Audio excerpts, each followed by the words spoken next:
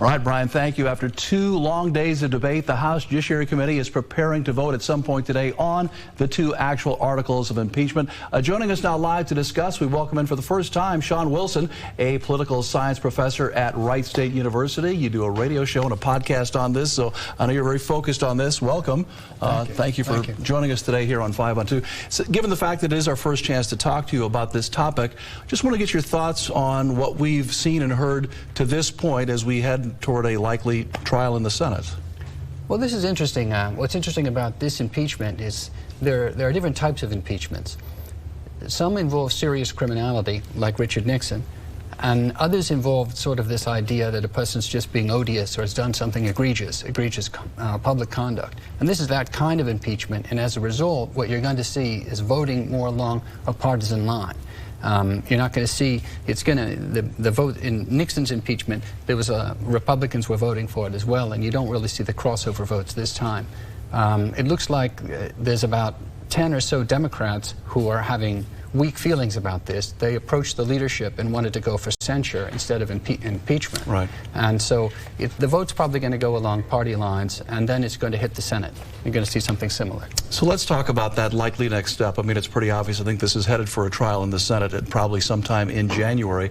It's been pretty much a Democrat show up to this point because they have the majority in the House, but of course the GOP holds the majority in the Senate. How might that affect what we see in the Senate trial? What kind of shape and form will that trial take? The rules of procedure require a majority vote, but the Republicans are not perfectly cohesive either. Folks like Mitt Romney, it's not sure what they're going to vote for in terms of what the procedure is going to be. On the Democratic side, you have people like Joe Manchin, and it's not sure how he's going to vote because he might swing the other way as well. He's always on the fence. Yeah, on the fence. I don't think there's any...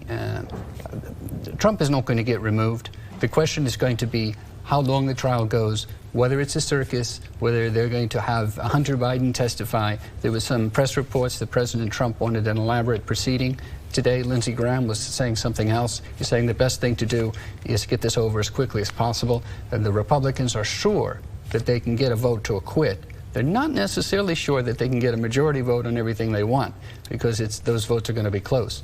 So I would expect it to be pretty quick in the Senate, and I think they're going to kind of go to acquittal as soon as possible. Yeah, let's finish up with that, because the president has made noises about wanting a full hearing, lots of witnesses, but it might actually be to the advantages of both the Democrats and the GOP to get this over ASAP. Yeah, I would think so. If you're looking for a scorecard, I'd watch those polls.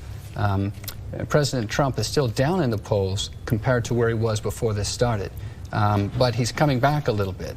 And so, you know, Rasmussen has him today at 49%. When this all started, he was at 53. That's his favorite poll. The other polls have him lower. He's about 41 to 42, 43% around there. And so that's what, you know, I'm looking for as a political scientist. I watch and see. That's how I tell how it's going. It's pretty much of a tie, I would say. And of course, if he's acquitted in the Senate trial, it could actually work to his advantage heading into the campaign.